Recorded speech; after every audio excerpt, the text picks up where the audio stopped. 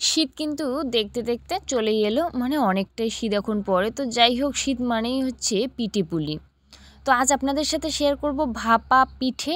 সেটা কিন্তু গুড় দানা ছাড়াই খুব সহজে পুর তৈরি করব, আর খেতে তো এটা ভীষণ সুন্দর হয়। একেবারেই সহজ পদ্ধতিতে তৈরি করব, কোনো রকম সাঁচের প্রয়োজন পড়বে না। তো পুরো রেসিপিটা আপনারা দেখতে থাকুন, আশা করি আপনাদের ভালো লাগবে। তো চলো রেসিপিটা শুরু করা যাক। রেসিপিটা তৈরি করার জন্য অবশ্যই চালের গুঁড়ি এরকম লাগবে, তবে চালের গুঁড়িটা একদম মিহি যে গুঁড়ো সেটা কিন্তু না, একটু যেন মানে একদম যে সুজির যেরকম একটু দানা দানা ভাব সেরকম যেন থাকে। স্বাদ মতো একটু নুন মিশিয়ে নিলাম। এরপর অল্প অল্প জল দিয়ে এইভাবে কিন্তু মাখতে লাগবে, একবারে এক গাদা জল দিতে যাবেন না, যেহেতু এটা মানে ভাপা পিঠে। এটা কিন্তু জলটা একটু বুঝেই দিতে লাগবে, একটু একটু জল দিতে লাগবে, ভালোভাবে কিন্তু এটা মাখতে লাগবে।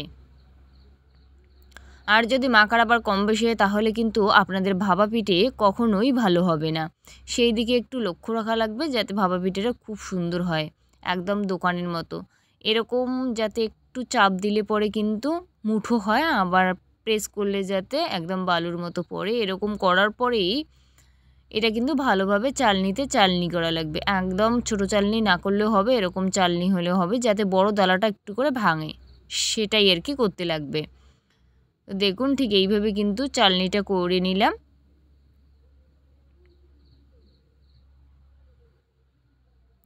এটা বানানো একেবারেই কিন্তু সহজ বন্ধুরা, একেবারেই দোকানের মতো। আপনাদের বাড়িতেই খুব সহজে তৈরি করতে পারবেন এই পুরো ভিডিওটা দেখলে। ওটা চালনি করার পর এক সাইডে রাখলাম, রাখার পর এই পাশে কড়াই বসিয়ে কড়াইতে দিয়ে দিলাম 1 হাতার মতো চিনি। চিনিটা মানে ক্যারামেল তৈরি করব, তার জন্য অল্প একটু জল দিয়ে দিলাম যাতে ক্যারামেলটা খুব সুন্দর হয়। তো নাড়িয়ে চাড়িয়ে একটু অপেক্ষা করলেই কিন্তু ক্যারামেল তৈরি হবে। বন্ধুরা কিছুক্ষণ পর দেখাচ্ছি, দেখুন ক্যারামেলটা কত সুন্দরভাবে রেডি। এরপর এটা কিন্তু মিক্সারে পেস্ট করা আছে নারকেল, আপনারা চাইলে কুড়িয়েও নিতে পারেন, তাতেও হবে। ভালোভাবে নাড়িয়ে নিলাম নারকেলটাকে। পুরটা বানাতে বেশি সময় লাগে না, আপনাদের ওই গুড় দানা ছাড়াই খুব সহজে এইভাবে একবার পুর তৈরি করে আপনারা ভাপা পিঠে বানিয়ে খেতে পারেন। এটা কিন্তু ভীষণ সুন্দর হয়, সবসময় ঘরে অ্যাভেলেবেল তো জিনিস থাকে না, তো আপনারা সহজ পদ্ধতিতে খুব সহজে তৈরি করতে পারবেন। আমার কিন্তু এটা রেডি, একটু ঠান্ডা করে নেব। আর এই ফাঁকে চালের গুঁড়াটা এই থালার মধ্যে শিফট করলাম, তাতে আমার সুবিধা হবে। এরকম একটা স্টিলের হাতা নিয়ে কিছুটা কিন্তু গুঁড়া নিয়ে নিলাম। এরপর পুরটা মাছ বরাবর দিয়ে দিলাম, দেওয়ার পরে আবার কিন্তু কিছুটা গুঁড়া দিতে লাগবে, দিয়ে ভালোভাবে কিন্তু একটু আলতো হাতে চাপ দিতে লাগবে। আপনারা খুব সহজে হাতা দিয়েই কিন্তু তৈরি করতে পারবেন। এরকম একটা ছিদ্রযুক্ত থালা নিলাম, এখানে একটু সামান্য পরিমাণ তেল মাখিয়ে নিলাম, মাখানোর পরে ফুটন্ত জলে বসিয়ে দিলাম। এরপর হাতা দিয়ে কিন্তু সুন্দরভাবে এরকম মানে উপরে কিন্তু বসিয়ে দেব। ফার্স্টে একটা বসিয়ে দিয়েছিলাম, ওটা ভিডিওতে তুলতে পারিনি, যাই হোক এটা আমার ভুল ছিল। এরপর ঢাকনা দিয়ে 10 মিনিট করলেই রেডি। 10 মিনিট পর কিন্তু দেখুন কত সুন্দরভাবে পিঠেটা আমার রেডি।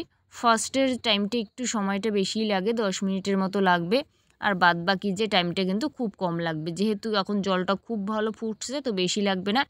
একেবারেই থালার মধ্যে যতটা ধরবে ততটাই কিন্তু দিয়ে দেব। দেখুন হাতা দিয়েও কতটা সুন্দরভাবে পিঠে তৈরি করা যায়।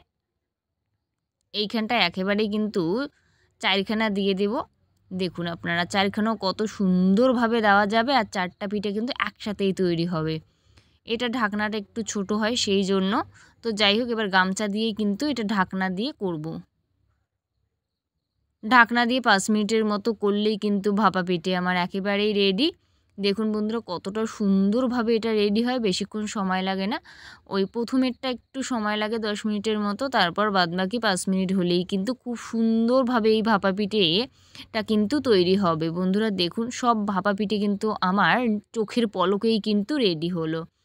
আপনারা কিন্তু ঘরে বসিয়ে গল্প করতে করতেই খুব সহজে আত্মীয়দের বানিয়ে খাওয়াতে পারবেন। খেতে তো এটা ভীষণ সুন্দর হয় বন্ধুরা। প্লিজ একবার এইভাবে বাড়িতে বানিয়ে দেখবেন, আর জানাতে ভুলবেন না এটা কীরকম হয়। আশা করি রেসিপিটা আপনাদের ভালো লাগবে, ভালো লাগলে অবশ্যই লাইক কমেন্ট শেয়ার করে দেবেন।